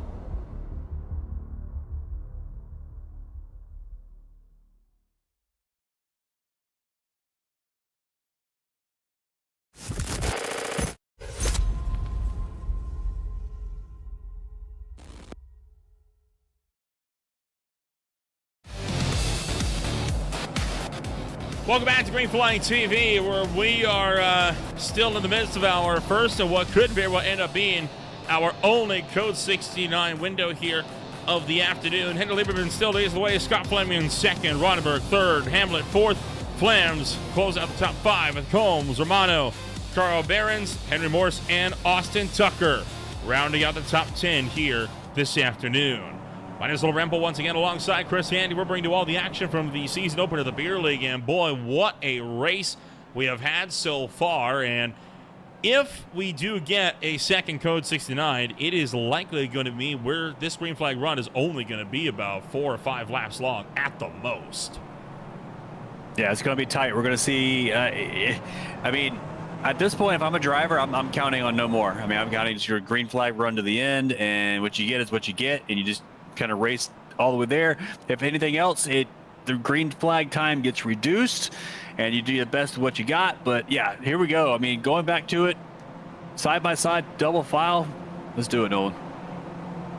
Henry Lieberman will be the control car. It is now his decision on when they go back to green, and I'm expecting him to launch right as they enter turn 7 here, right? So we can try to get the best getaway headed down the straight that he possibly can here on this one.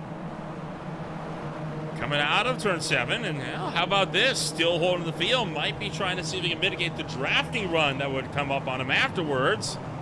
This might cause some bottlenecks coming out of that corner. Everybody's going to be hunting on the gas there. 5 minutes until the Code 69 window draws to a close.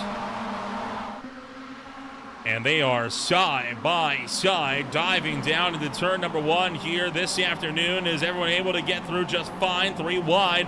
A little bit deeper to the field, but it looks like, Chris, we've been able to get through that one relatively unscathed.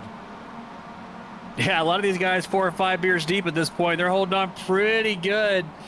Clean all the way through. Looks like Lieberman's got a great jump on that restart. He's pulled out a half a second advantage over Fleming, Hamlet, and Ronenberg. Ronenberg actually lost a couple spots there on that restart.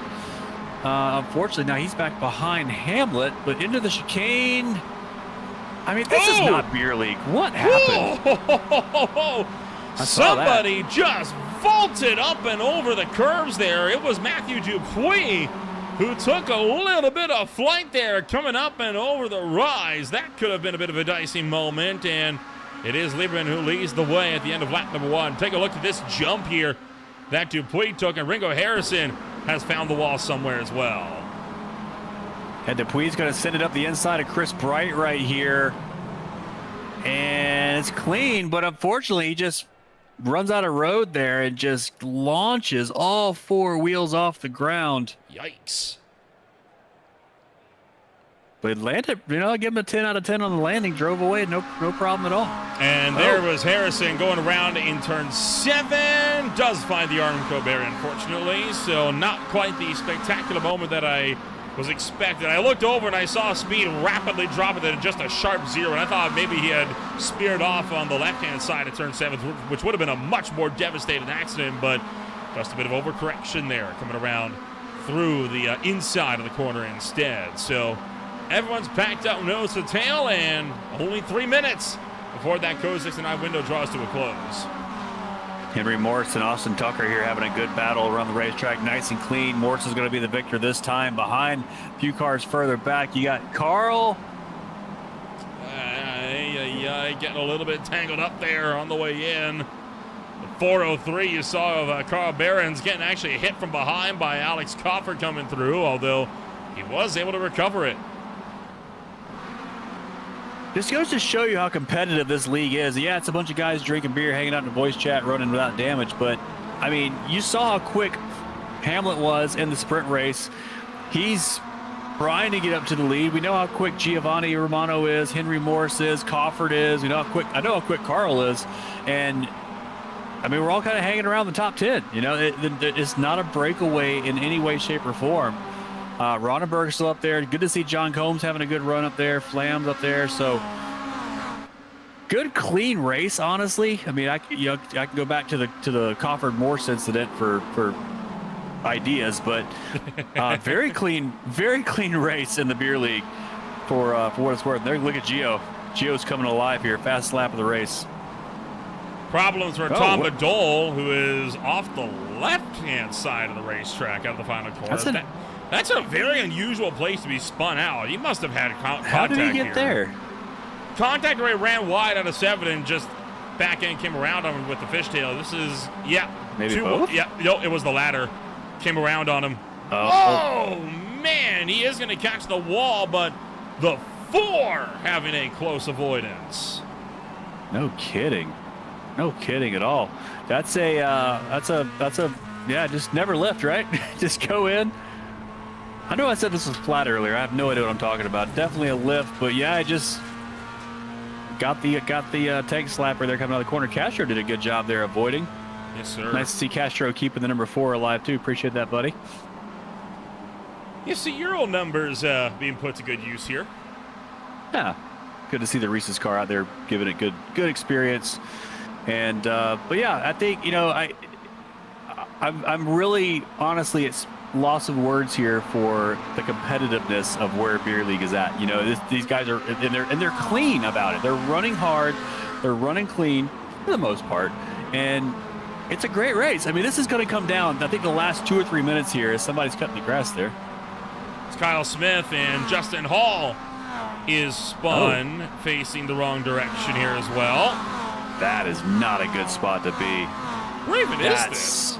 That looks like it's coming out of the turn 4. It is. And he has to watch the entire field go by with 15 minutes left and no chance to make those positions up. That is not good, and that's all on his too own. Wide, yeah. Just fishtail left, and sooner or later that back is going to come around. That's the thing with these race cars, right? They're so light on their feet that when they do start to go around, there is almost no saving it. And you're never going to believe this, Chris. We have a code 69 coming at the end of this lap, seconds before the window closed. Are you serious? I'm dead serious. So we're going to have... That was less than 10 seconds before the window closed. That was declared. Wow. So we're gonna have a shootout. So I mean, it's not gonna take a whole lot. They've already unlapped the cars, right? But look at Gio, or not? I'm sorry, not Gio. Look at Eric Ronenberg back there, sticking up the inside of John Combs. They're still side by side going down the hill. Combs is not going to concede that position. They're going to race to the line, but Combs might lose up another position. Oh boy, Romano. To Romano in the grass. Wow, what a race there to the line. And in the middle of all of that, Ethan Hamel was able to steal the lead away from Henry Lieberman, and we've had quite a few incidents actually coming around that last time through. So we'll try to get a look at all of this in order here. And we'll start off first and foremost with Matthew Dupuis. Bit of a fishtail around. Another tank slapper. He caught up with Ron Wolf. Nearly got a bit of a how do you do there on that one. And looking like he was able to get through that just fine. And then Ringo Harrison having a moment of his own. And Tom Bedolla had one as well. Oh, and he actually... Hard to tell, but I think he caught the tire bundles there. I think you're right. I think he's going out wide, caught the tire bundle there, and that slapped him around to the barrier. Bedolla's making a pit stop here.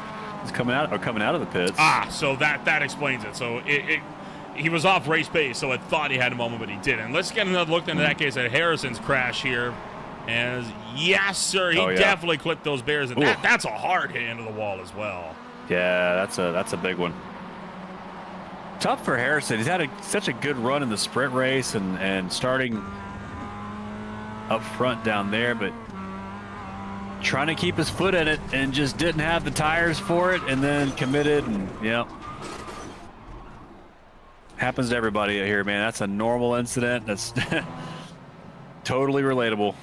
Now, this is going to be an extremely quick Code 690 here, right? Only Tom Bedolla and Stefan Brissell are laps down here, and I think one of those drivers actually just came down to pit road. I have news. Tom Bedolla put wet tires on the car. That's why he's in the pit road again here. No, he didn't. Come on. That explains it. Explains a lot. I'm not exaggerating. He had wet tires until just now.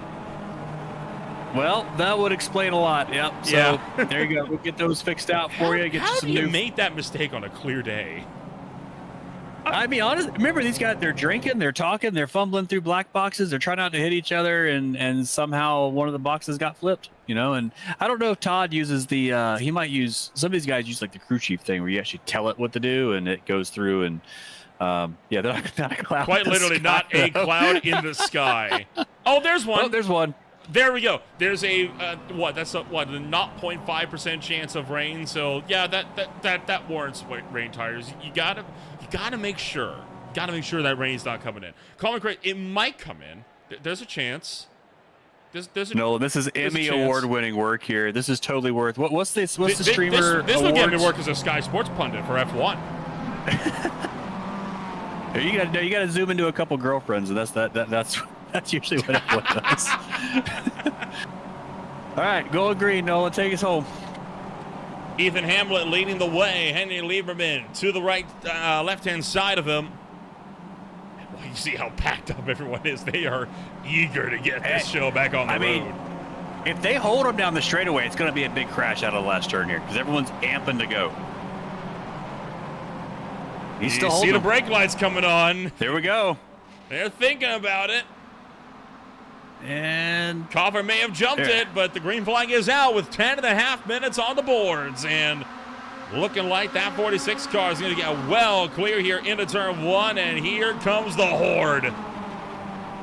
The gloves are off, Nolan. It's time to race. Let's get this done. We're going to see these guys racing really hard now. Hamlet's going to try to take advantage of this and just drive away right now while he can, while everyone's side by side behind him. Fleming's going to slide into P2, Lieberman P3. Ronenberg still battling with Flams there as they head through the turn four right-hander up the hill. Looks like Ronenberg's going to be on the outside now. And he's going to be under fire now from Henry Morse into the chicane. Oh, and a little hold bit of contact. And they're able to hold on. Trying to keep the door closed. Looks like they did, and the Sour Patch Kids car goes around. Oh, and a hard hit for Ben Williams. He got caught up in that, and there it is. That's the multi-car pilot we were waiting on. Now it's a beer league race. Man, Ronenberg lost a couple spots there. Morse up to 5th place. This ain't done. I mean, I don't think we're going to see this whole pushing down the straightaway thing at this point. It's going to be nose to tail. We're going to get this race going, go for the overtakes. Take a look back at the incident up at the chicane here. It started off further ahead, and by this point, everybody's just checked up, but there you go.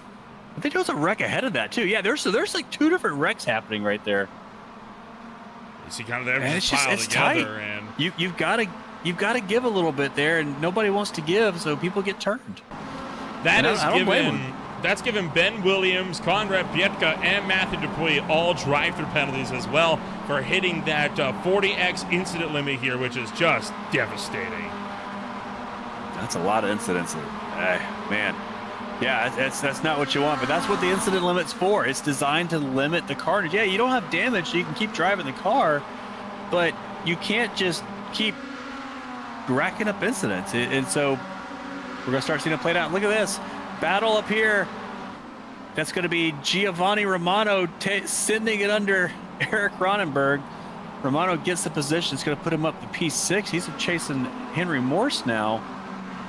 But these guys are about 3.5 seconds off the lead pack. I don't think they're going to get there. I think it's too far. I agree. I think at this point, it's a fight between the top 4 as to who's going to win this race over the next 8 minutes or 8 laps thereabouts, give or take. And you see Lieberman having to go defense as well against Scott Fleming. Right now, Lieberman and Fleming need to be working together to claw their way back up to Ethan Hamlet. And they do. And all this side by side, it's going to do 2 things. It's going to let Hamlet run away, and it's going to let this pack run them down very quickly. So I'm going to keep an eye on the gap there. Henry Morris right now, 3.5 seconds, P5 off the leader. That's the gap I'm going to be watching. And I think it's going to come down for the end of this race, but I'm not quite sure they're going to get there. Unless that lead pack, if they start racing, then yeah, they'll get there quick. It all depends on who's going to have to be where here on this one, as Chris Bright takes the inside line away from Brooks Clayton. Alexander Bueller still in the mixer as well. That was the fight for 14th place that you saw going ahead. That's going to turn to a scrap for 15th now as Bueller looks to the inside of Clayton. Trying to take that one around the outside of turn 3, and he's got it. Should be able to clear by the time they get down into the chicane this next time through. Ron Wolf still caught up in the mix as well. Say Brooks has lost a lot of time there on the apex. It really slowed the car up to not wash out into Bueller, but they survived on and lost the spot eventually. But all right, 6.5 minutes to go. That gap, which was 3.5 last lap, is now 3.2. So it is coming down. And keep in mind, right, that's 6.5 minutes at Lime Rock Park. That's easily 6-7 laps or so.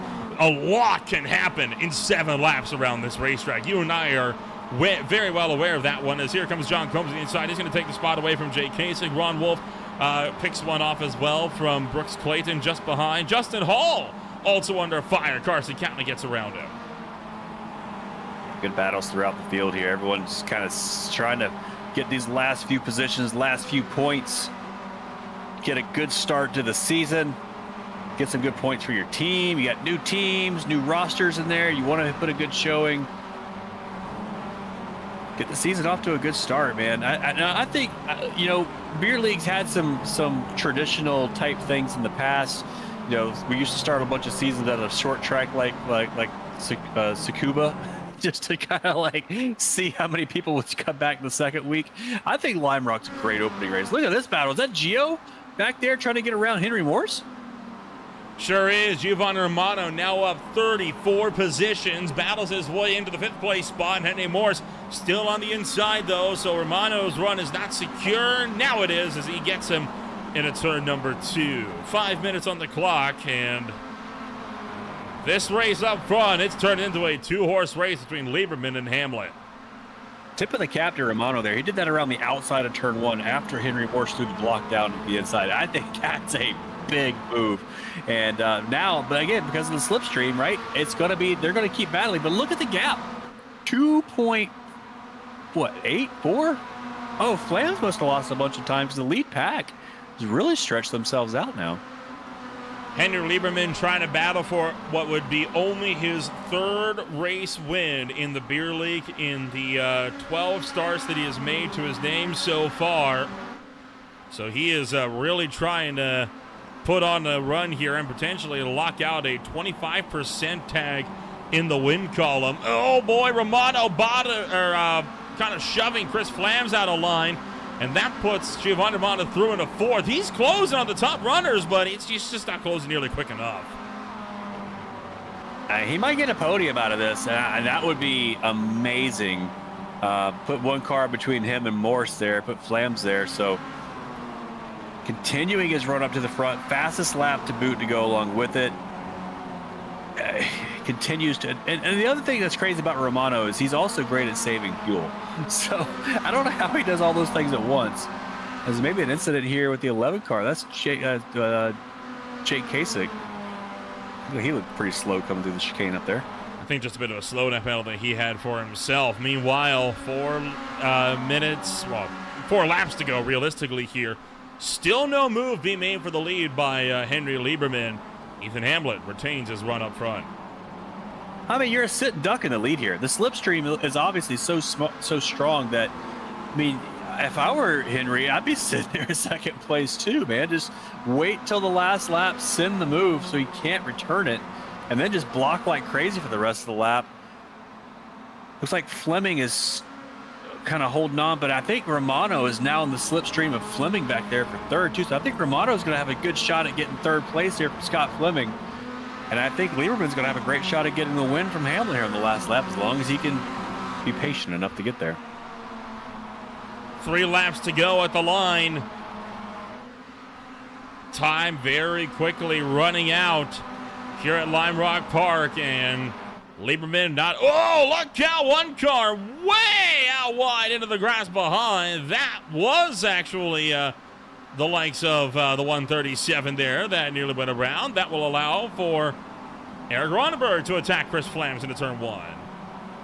Yeah, Ronenberg is going to take advantage of that momentum we're talking about. He's sending up the inside. Flams is going to keep the inside for the next turn, but look who's peeking in behind that. Alex Crawford's on the scene. He's trying to get up there to the top 5. Crawford with big run out of the right-hander. Is he going to try to sit it, or is he going to be patient? He's going to be patient for now, but yeah, about 2 laps to go here. Giovanni's all over the back of Scott Fleming, I noticed, as well as no Romano. That's Flams. Flams off the road, and he's hit the wall. I saw Romano up there with him. I wonder if they got together there in the chicane. Probably. Meanwhile, back up front, probably 2 laps to go at this point. Take another look at what happened in the chicane here. So you got Flams in front. Oh, Romano. Oh, I'm sorry, Ronenberg, not Romano. Oh, that's, wow. Okay, so oh my gosh, Ronenberg missed the chicane and then came back and collected Flams. That's unfortunate. Well, they both guys missed the chicane. They just kind of collided with each other. Man. White flag next time by. Henry Lieberman continues to run second fiddle. Poking the nose out to the left-hand side. Ethan Hamlet continues to hold on to the lead of the race, but you know he's watching his mirrors, waiting for that run to come up here. And there it is, making the move here. Momentum. He lost a lot of momentum in the chicane. That back was sliding around. He's going to lose it, but that's going to let Lieberman get the slipstream, or it's going to let Hamlet get the slipstream down the front straightaway with Lieberman now. It's going to be a heads-up grudge match. Lieberman, a huge defensive move, and Ethan Hamlet all the way to the inside, all the way onto the grass as well, just about. Lieberman pulls back to the left. Hamlet pulls back to the left as well. Both cars power sliding into turn number 1.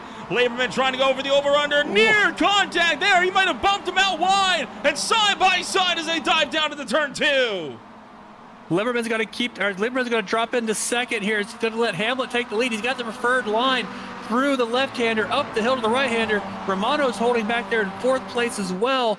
We're going to go nose to tail, final lap up to the chicane. Lieberman running second. Does he have anything before we get back down to the start-finish line? Scott Fleming still waiting to the wings. If these guys hit each other out, he could have an easy steal here on the win. It's 3 AM drivers right now at the head of the field. Ethan Hamlet coming down to the turn number 6. Does Henry Lieberman have an answer for him in turn 7? 1 corner to go. Coming out of the final turn this time by. Lieberman's got the draft. It's going to close, but he's into the grass, and that's going to scrub off the speed. And Ethan Hamlet in his beer league debut wins at Lime Rock Park. Unbelievable. What a race to the finish. Romano was not able to get past Fleming. Fleming grabs the final podium spot. Congrats to him. Coffer got up to P6 at the end. Ronenberg got all the way down to 12th. I think that must have been with the incident he had there with Flams. Jeez. As the field continues to cycle around. But man, what a finish. Hello, season 14 for the beer league. Oh, and one car has just absolutely smoked the wall coming out of the final corner. That was Kyle Smith, and he's going to punch that car to reverse. Put it in reverse, Kyle. There you go. Ay, ay, ay. And he was side by side with Blake Gambrell, and he got hit from behind. Oh, right into the end of the tire wall. My goodness.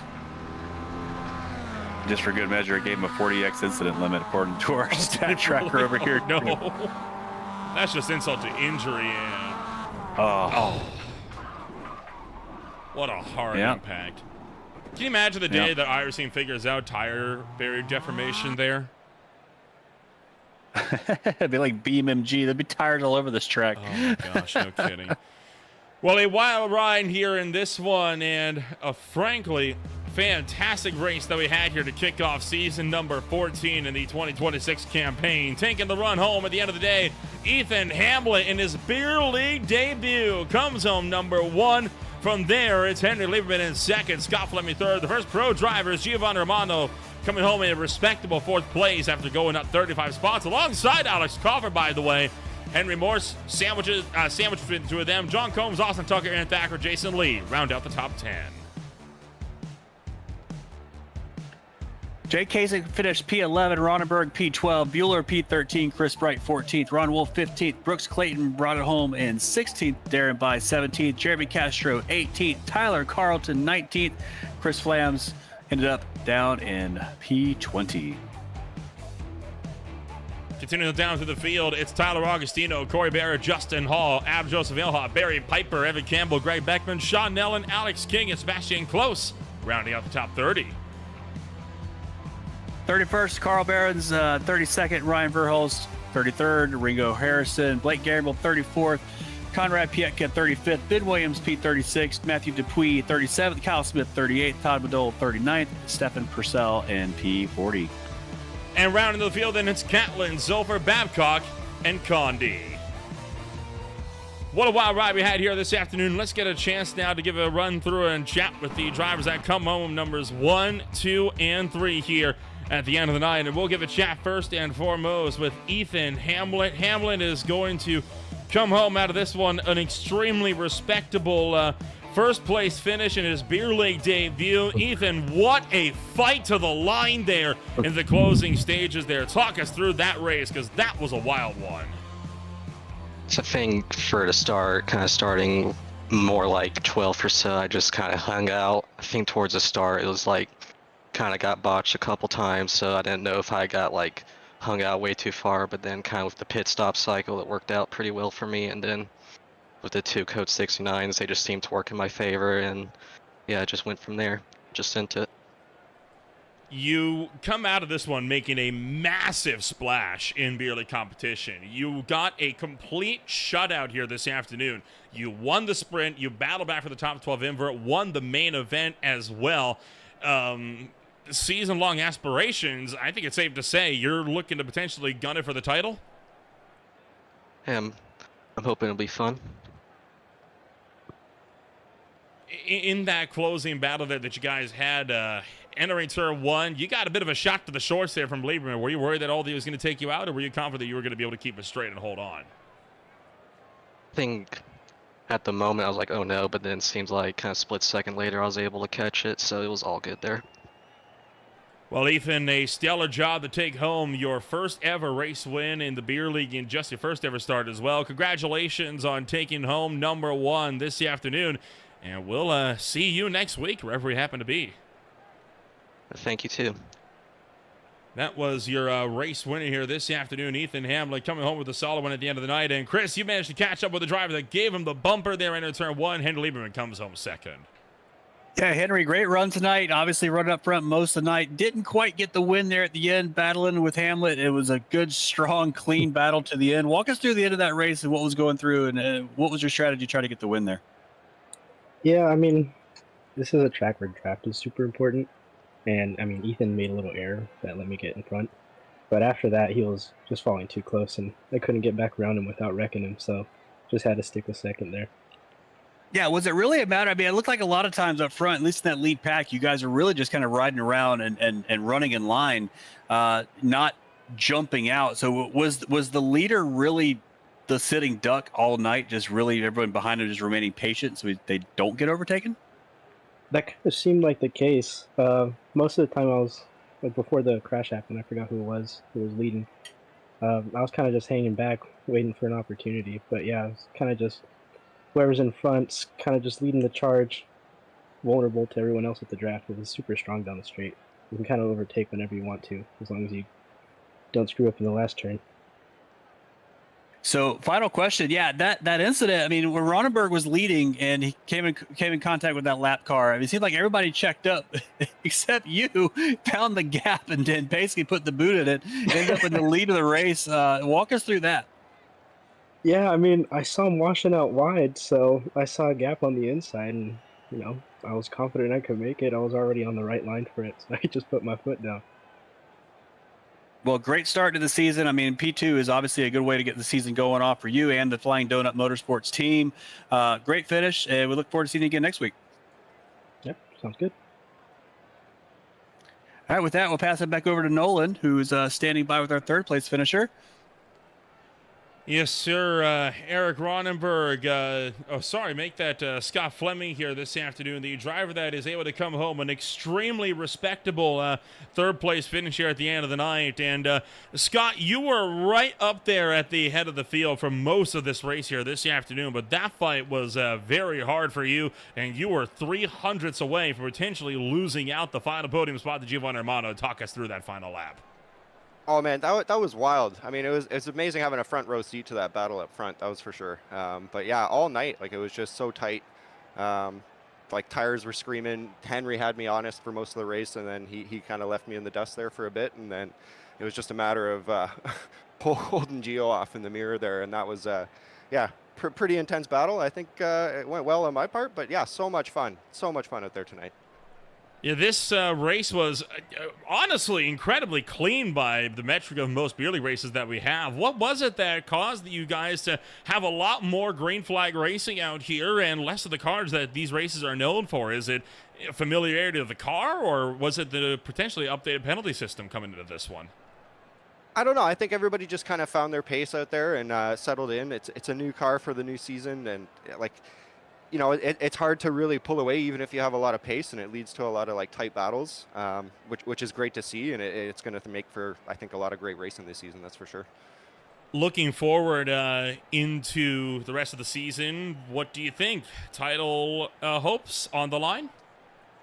I don't know. Those guys up front, they just have that little bit of an edge. It's going to be tough to kind of hang in their dust there and see what we can do. And yeah, a little bit of luck in there. Maybe we'll see what happens.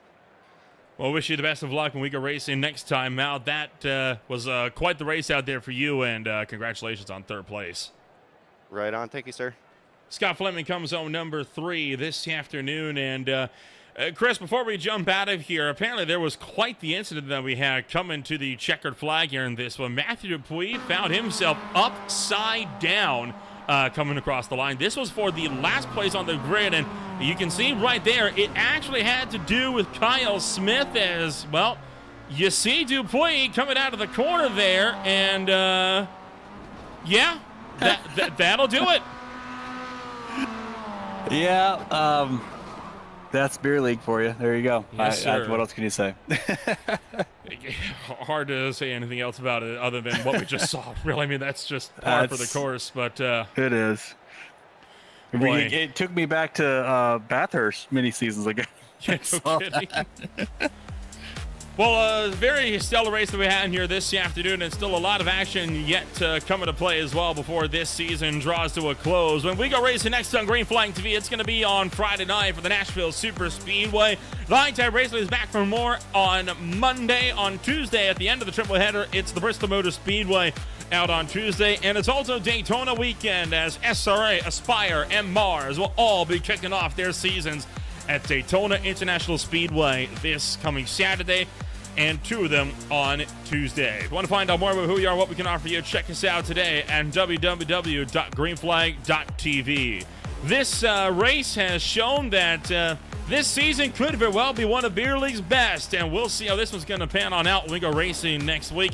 Track announcement will be made, of course, on Monday. We'll see you next time out when we go racing with more on Green Flag TV.